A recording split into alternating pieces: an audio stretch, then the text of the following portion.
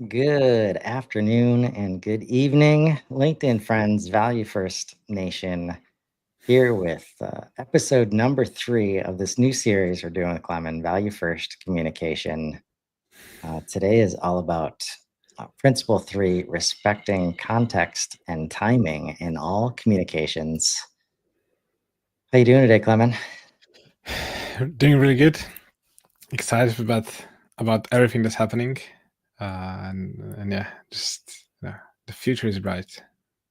Yes, and the future is pretty immediate at the same time, which is in line with our topic for today.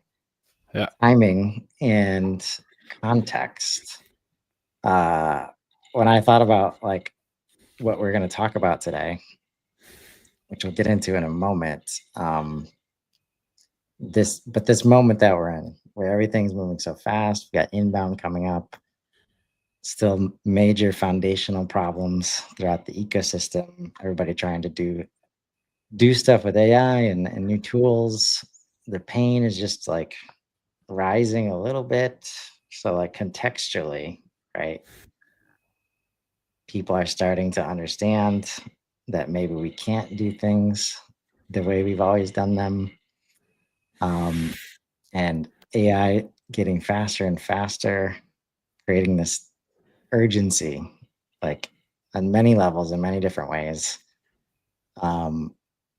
That's going to be, I think, a thread we keep pulling on throughout this conversation. But as I learn how to do these kind of mini series, want to help people understand the overall framework that we're talking about, value first communication, the past couple episodes. So episode one, and we talked about principle number 1. We will enable natural discovery rather than fight for attention. Last week was about number 2, which is we will focus on creating understanding, not just delivering messages. So an open message is no good if people don't understand it and take action on it. And today is number 3. And I'm going to read a little bit here, Clement, so we can just set the tone of what we mean by we will respect context and timing in all communications. Because I think this helps differentiate the principles that start to sound very similar over time, right? But we break it out this way because it is very nuanced and lots of layers. And when you kind of take it all for granted and just like, all right, it's communication channels, like we're missing the bigger picture in a lot of ways. So our goal is to help you break it down in a meaningful way. So number 3, we will respect context and timing in all communications. We believe appropriate context and timing are essential for meaningful communication. We commit to considering when and where our communications will be received, respecting the recipient's current priorities and mindset.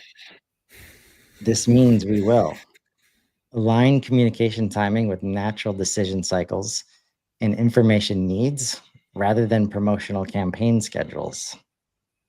We will consider the recipient's context and situation when designing communications rather than broadcasting uniformly across segments. We will avoid artificial urgency that creates pressure rather than genuine value and authentic decision-making support.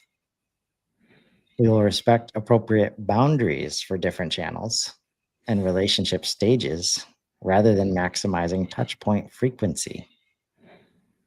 We will allow people to control when and how they receive information rather than forcing predetermined communication sequences.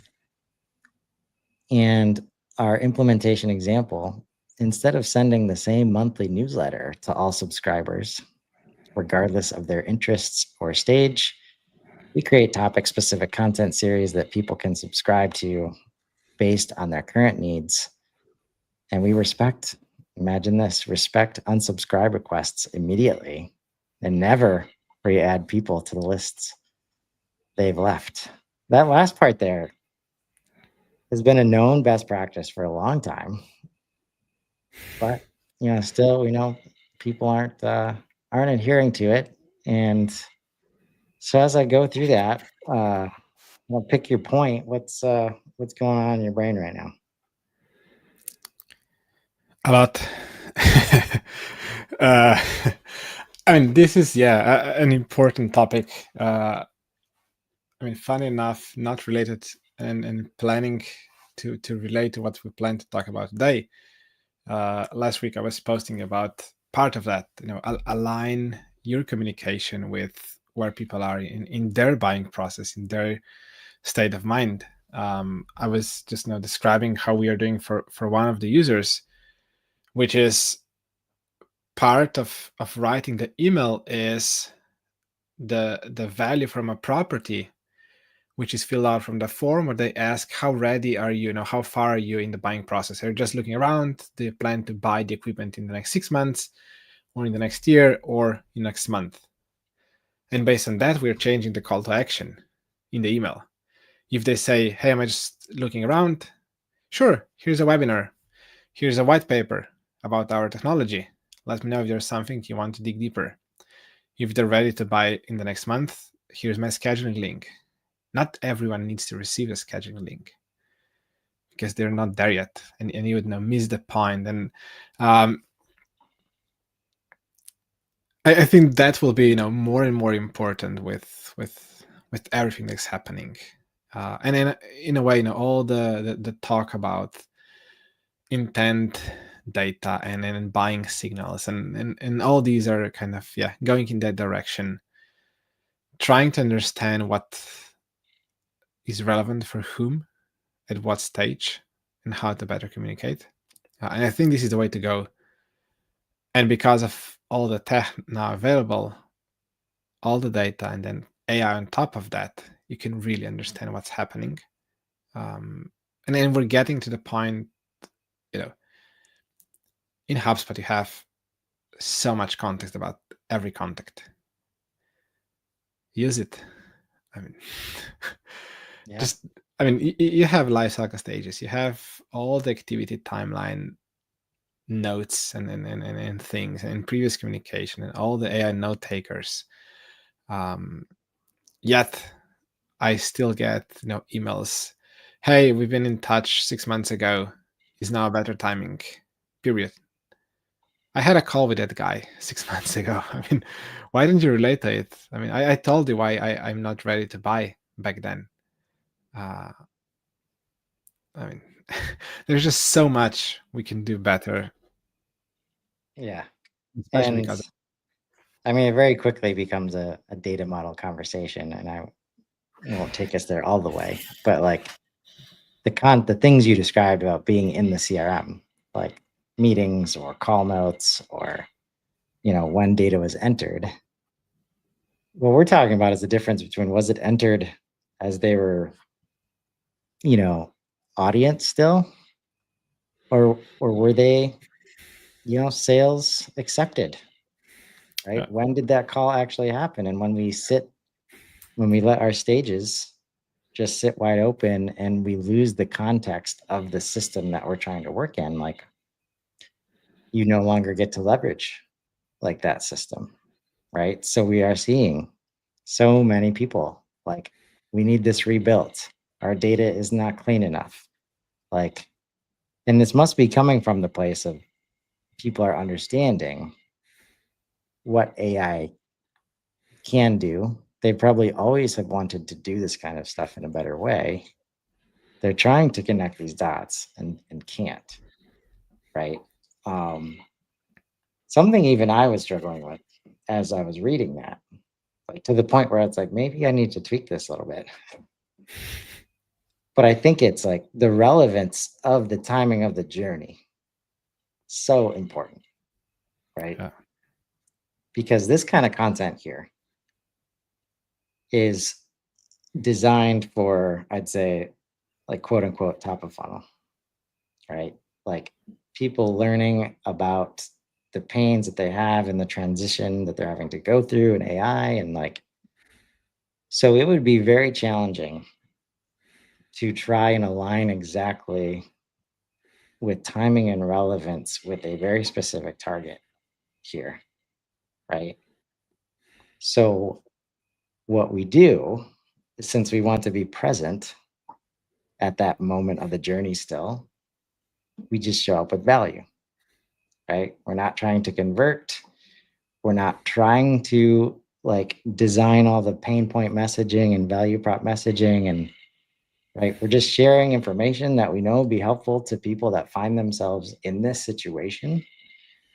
But it could span across industries, it could span across regions. Like we know AI, like that's a part of the choice of the problem that we're picking here. Like AI is ubiquitous in the challenges that it's creating for B2B right now, right?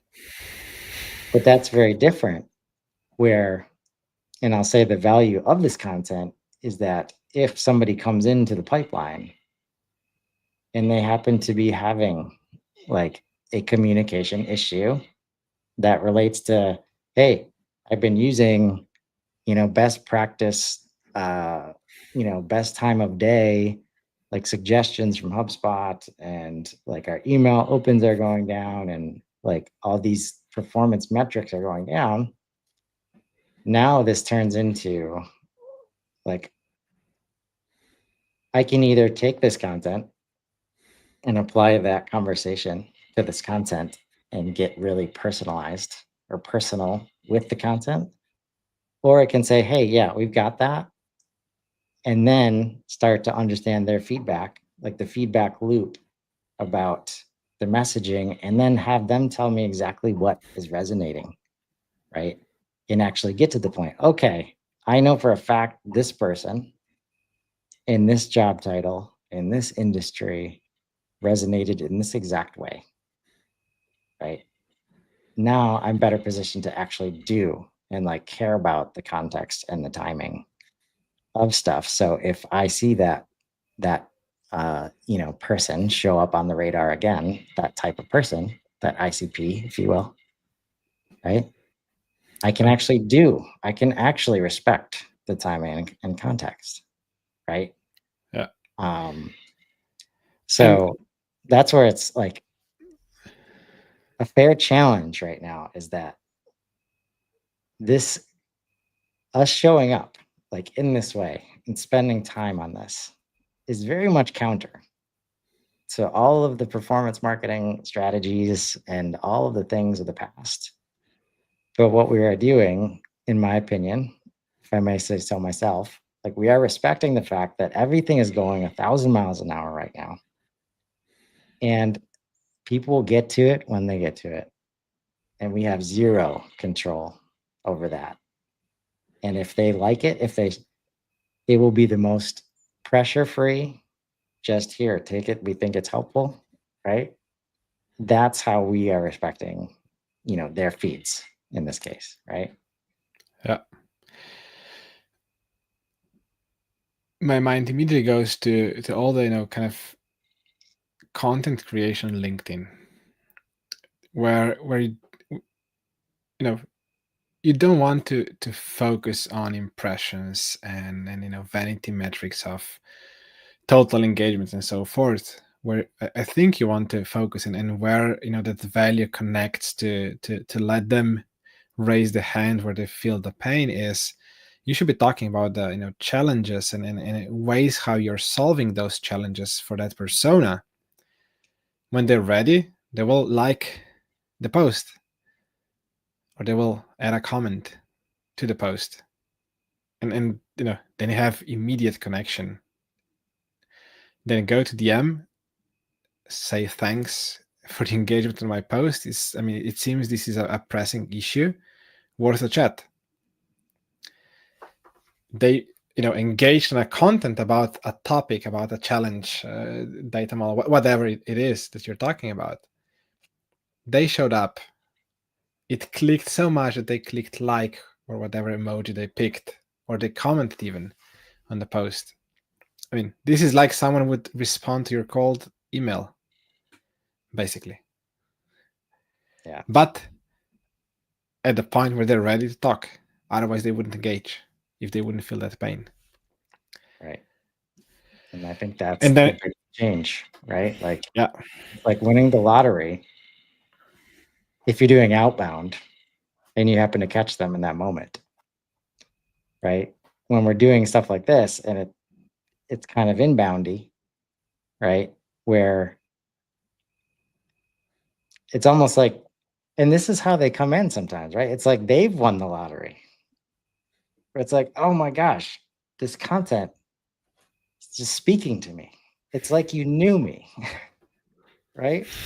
And how great is that as a starting point for a business development, sales, marketing, customer conversation, whichever one, right? And it's because like we know of you as a human being possibly going through this. And it's there whenever you happen to be in this moment. It happens to resonate because the context and timing lines up. Like the stars literally align. Like, and you saw it in this moment. Like you just get, I'm getting run over by serendipitous like occurrences like every day at this Yeah. point. And as a buyer, and I think this is a consequence. Obviously, there's no real data. It's so hard to show this from a data perspective, but you can feel everybody unsure of what's about to happen the next day, the next month, the rest of this year. It's like, yeah, you just got to release control. And if you can do that, all of a sudden, like opportunity, opens up. Yeah. And then, I mean, we discussed, I think last week or 2 weeks ago, that kind of measurement of that and KPIs and attribution to what to one data point. I mean, you can't do that. But when the stars align, the conversation is just at a completely different level, because it clicks. It's just natural evolution of them discovering you as an expert talking about that particular problem, them having that problem, engaging in a conversation. Then you have 30 minutes call at a completely different level. You can go deep in the conversation. You don't need to push for something. You can just talk about their challenge, because this is the purpose of why they raise their hand in one way or another. But to get to that point, the content and your presence needs to be aligned with not looking for massive reach, for virality, but talking about things you care you can solve. I was just reading an interesting kind of idea, how to think about what to post on LinkedIn, for example. And I realized it. It's think about writing a post to the prospect you had a call yesterday, based on what they were thinking, what they were saying, what they were asking you, their objections. Just write a post answering those questions. It's super easy to get the idea. Just you have those questions asked yesterday. Sit down, answer one of those questions, and write it for that same person in a form of a post on LinkedIn. It will address someone's objections about your system or someone's pain points. People will feel that if they're in the same position as that person, as you said. If they match then the ICP, if they are in the same role, if they care about the same thing in the same industry, they will get that message, even if it was written for a completely different person in a different company. But there's so much of ideas where you can be and that post might get 1,000 impressions and 5 likes. But if there's one like leading you to an easy DM and just booking a call for tomorrow, I mean, what else do you need? And we see like either it's just getting saturated or the data's getting worse. One of the two. Like everything's going down in terms of LinkedIn metrics.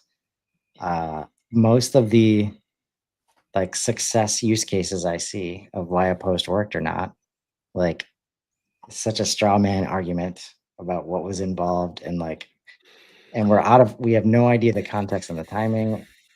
It's just there's so much out of our control, right?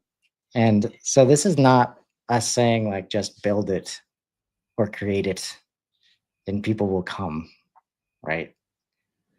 I think what this does, as you described that, right? And this is how a lot of this content happens, like these shows. Like once experts like yourself have started doing this, almost without fail, by the time we get to showtime, there is some previous conversation from the last 24 hours that is relevant to the conversation we're about to have. Yeah. And so, like your post conversation, I think what we're describing here is once you can release the structured approach of content calendaring and we got performance metrics to hit, not only can you just create value first style content, just putting it out there, knowing that it's going to help people, you're also ready to act like very quickly. Like, so when you have that conversation, you're ready to post about it very quickly. It's fresh. You're motivated to do it. You're passionate about it.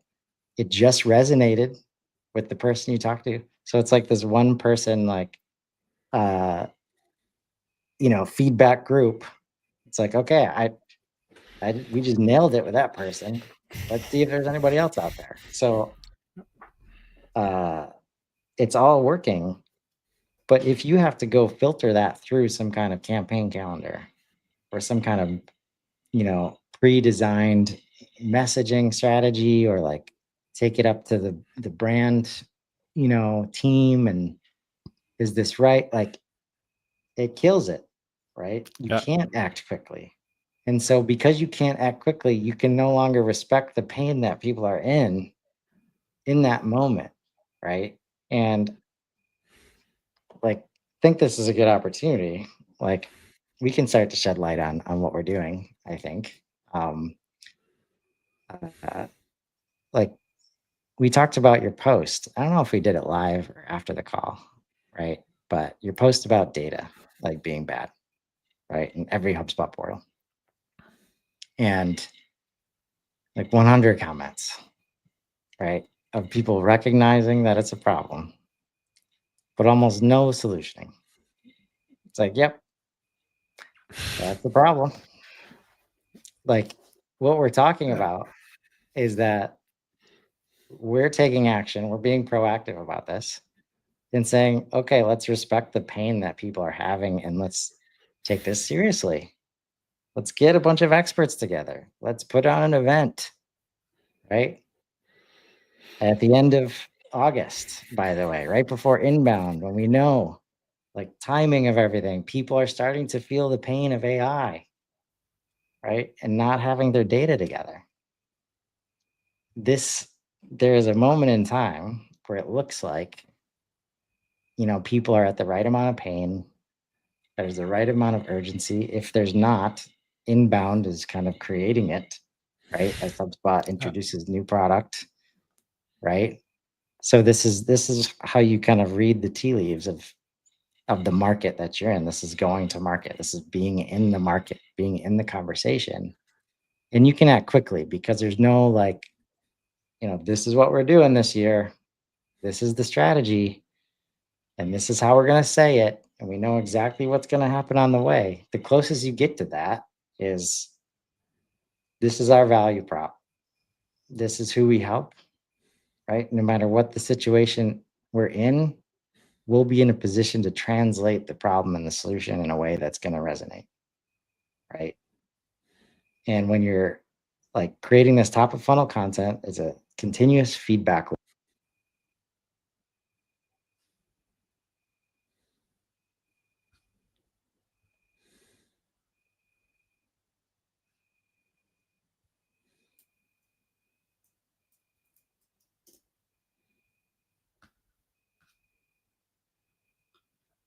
It seems we lost Chris. Speaking of Welcome back. out of our control, StreamYard just decided to boot me out. Welcome We're back. And since this is the second time this has happened in a couple weeks, I'm now confident that there's actually nothing wrong, and I just need to hit refresh. Oh, but this is such a good example, right? Like, we know people that would have spent months, and this is what the admin hug taught me.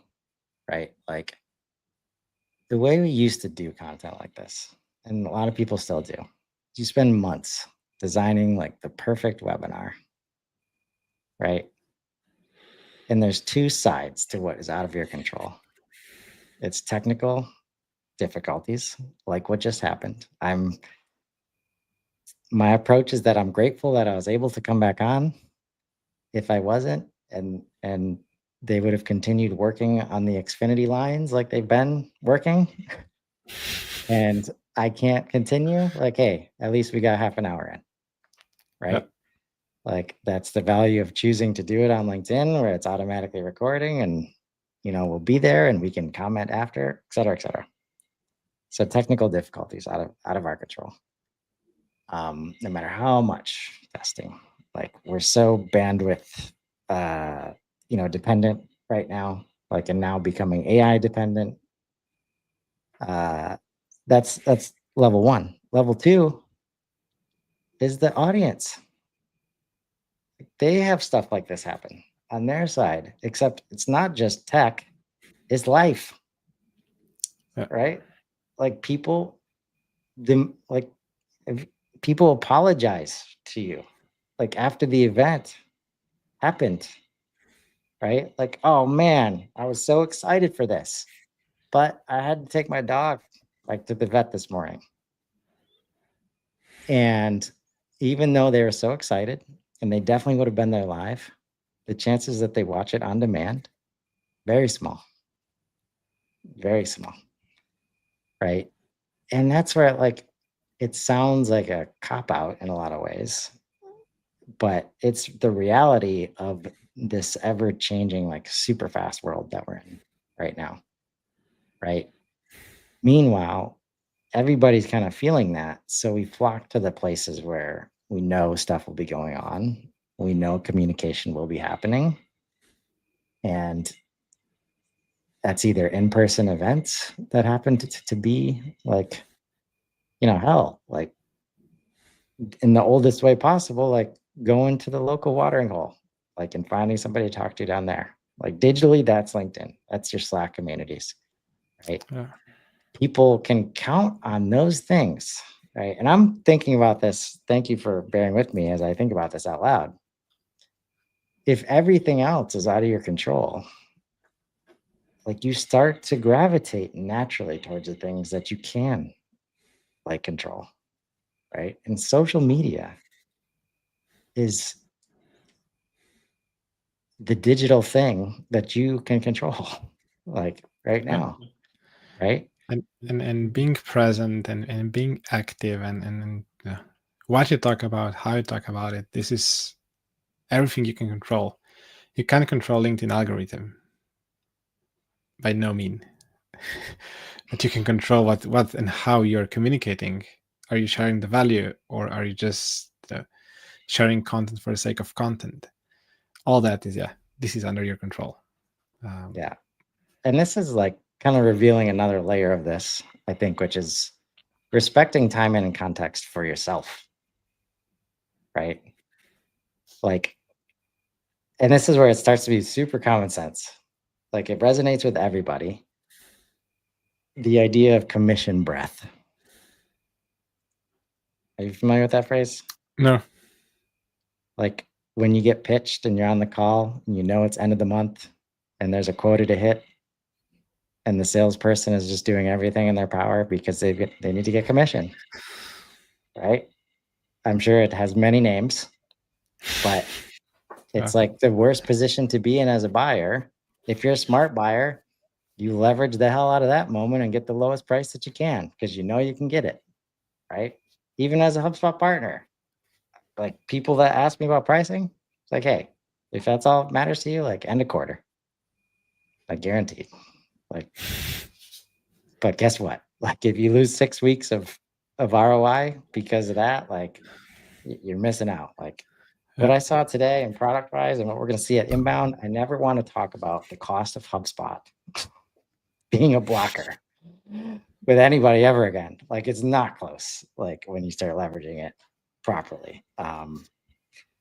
But yeah, context and timing for the communicators, right? like we just put ourselves in such situations like, oh, I got to do this. I got to get to this number of views. I got to get to this number of leads.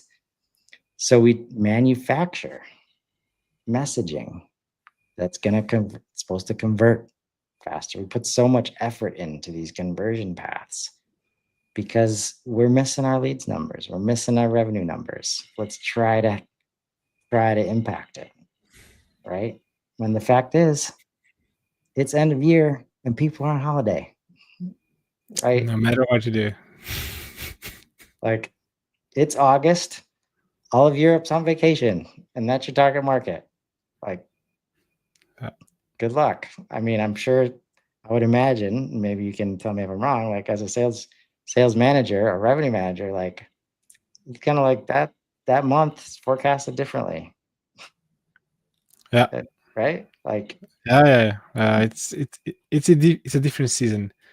What I liked in that regard, timing, those quiet months in terms of you're not going to close something on December 15th, and you're not going to close something in Germany on August 2nd because the whole office is gone.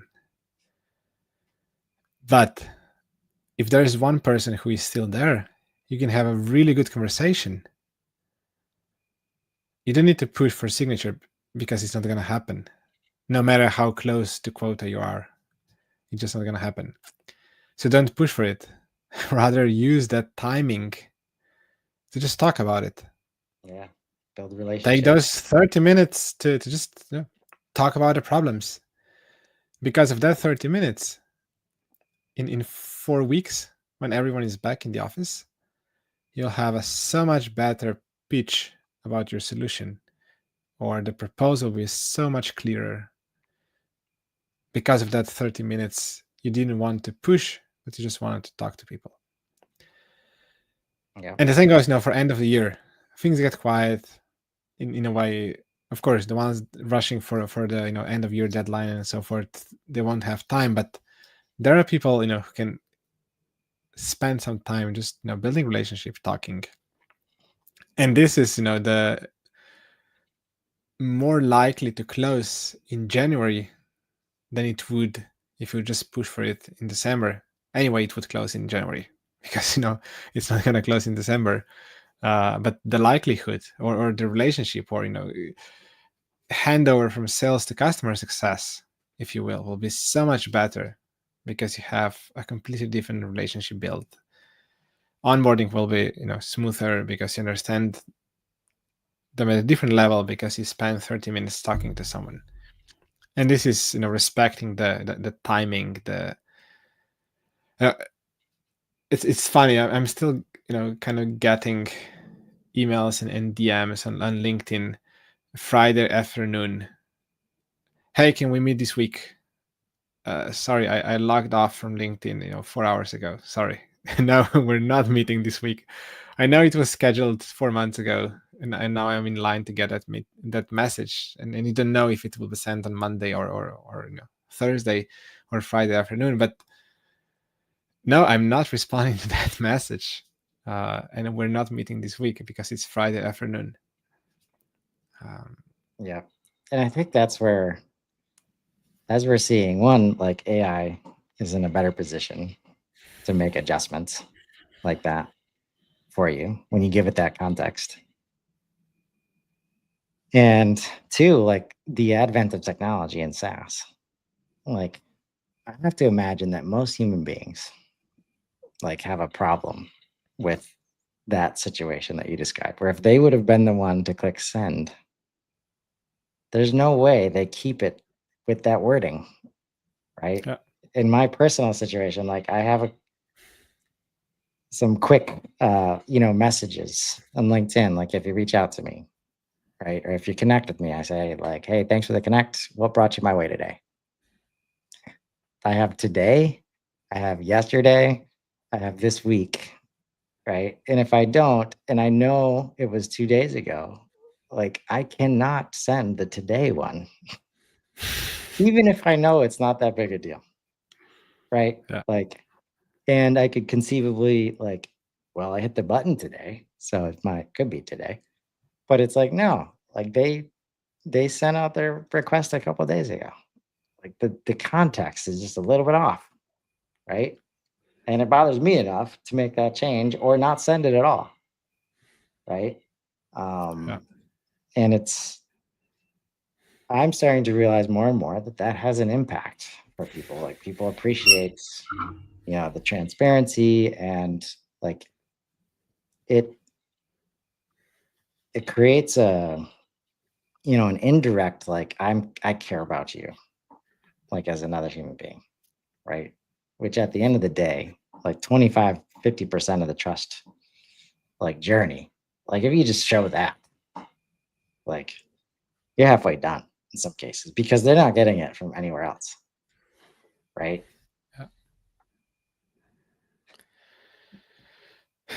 Yeah. And You need to think differently from from all those different angles. How you communicate, what to communicate at what time, and the more you can align. What I'd like to say is now, see from the email perspective, would you want to get the email you're sending to someone? Would you open it? Would you respond to it?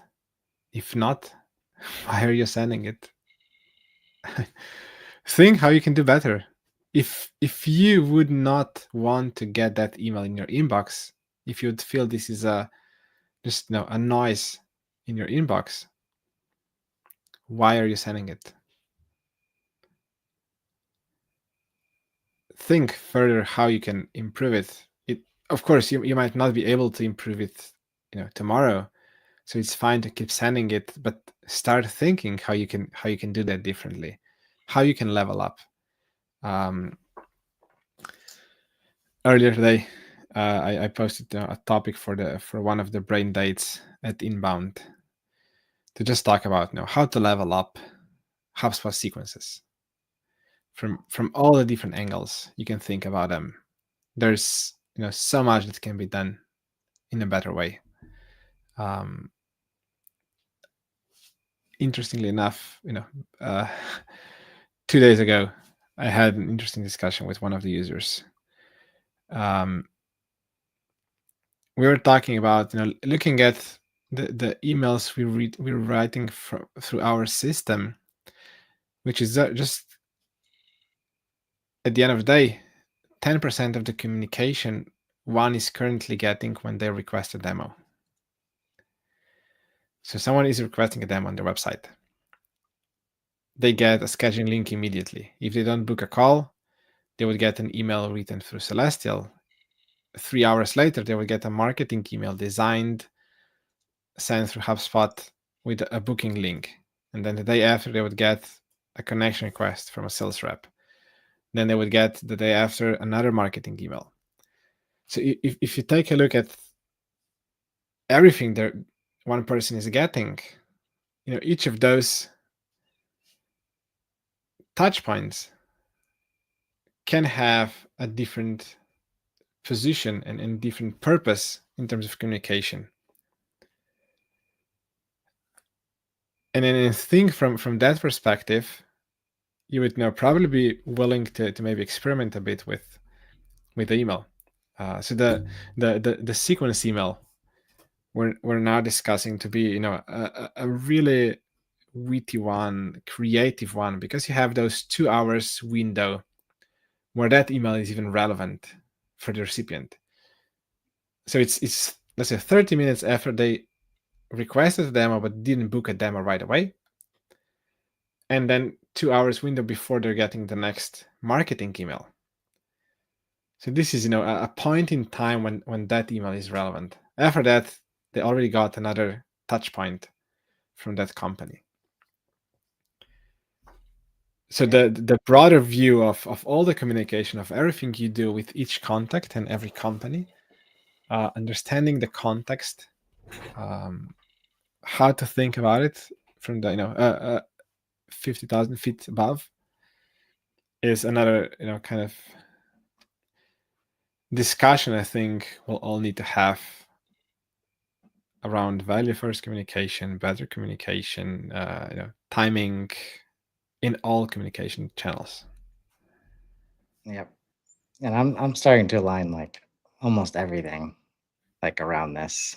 And this must be at the core, like the specific principle here. Because what we've decided to do, and we'll be making official announcements soon, but like a lot of this to be personal, like not personalized, but just personal with all this communication requires a lot of data, a lot of understanding, a lot of context that you could only get if you were in everywhere at once and you're always around them. And like instead, we rely on data, right? And so we're doing a data summit at the end of August. We're just getting a bunch of experts together to try to help solve, all the data maintenance, cleanliness, all the things that people have been dealing with for a long time.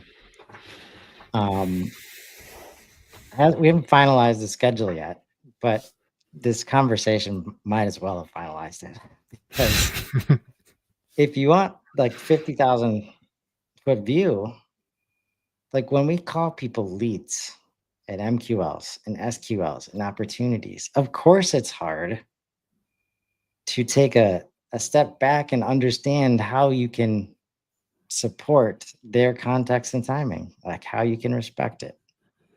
The moment you start just using different words to talk about this stuff, right?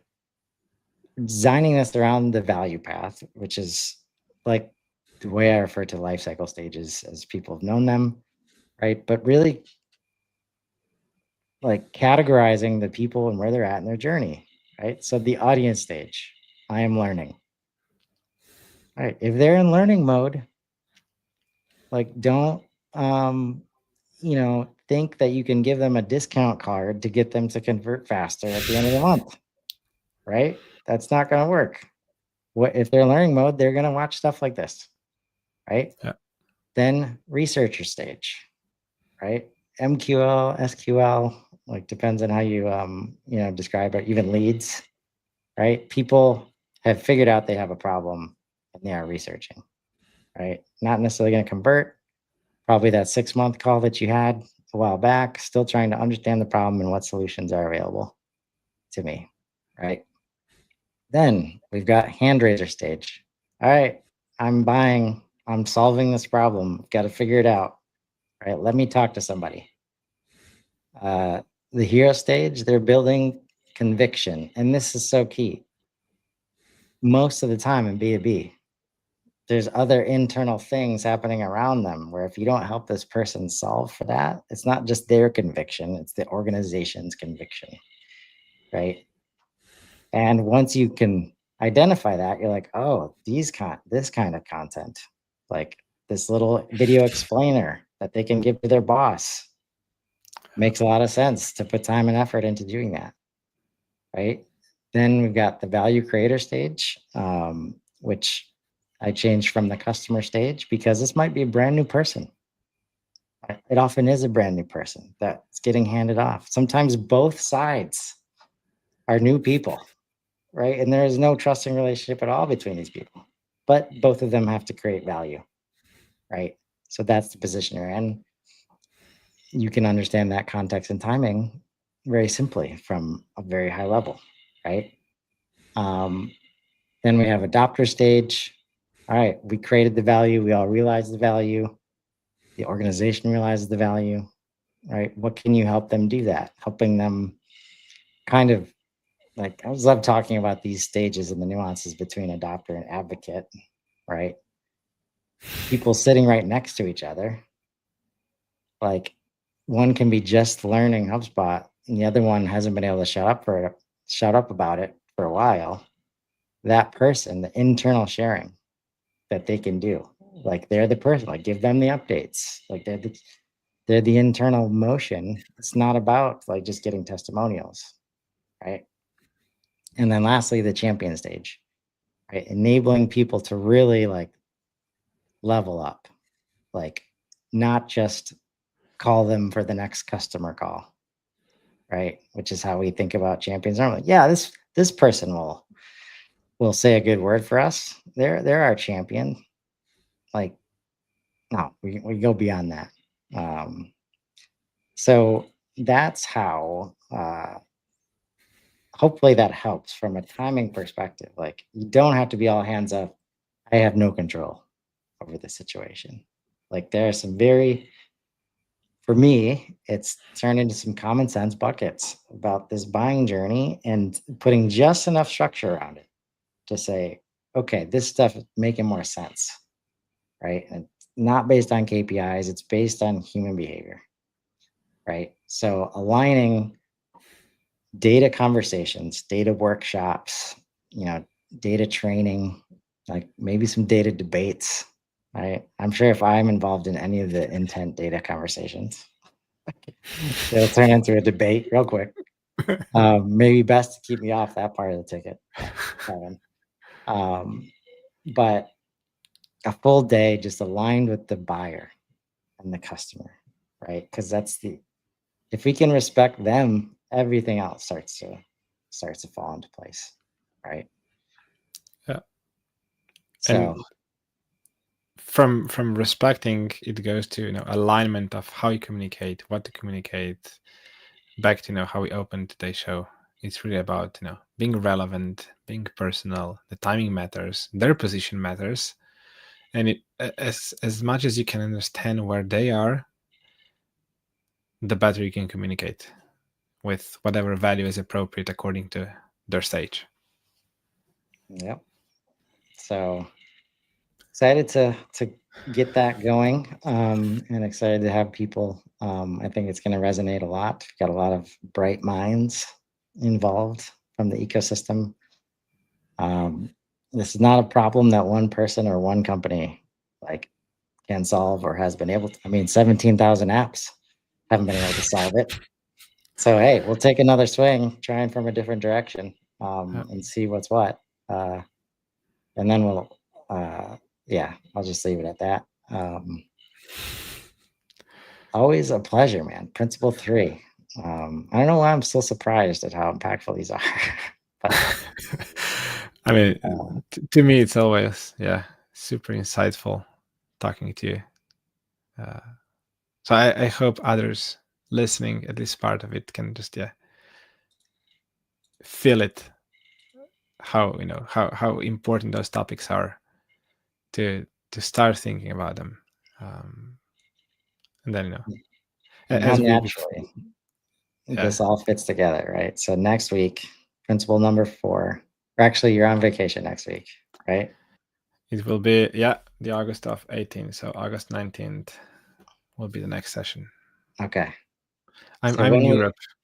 We have vacation. You're one of those Europeans. 2 weeks vacation is a thing. I know. I still maybe I was thinking maybe you and Casey and a couple other people I know can lead a workshop on taking vacation. I'm happy to. I would sign up for that. I need it. Right. I don't know how to do that. But next time we meet, we'll be talking about building genuine connections before asking for action. Like, you happen to give a great example of that already. People are on holiday, no hope of closing the sale. You might as well build a genuine relationship. How about that? So that'll be next time. And until then, we will wish you a great summer holiday, Clement. Thanks so much, man. Thank you. See you soon. Take care.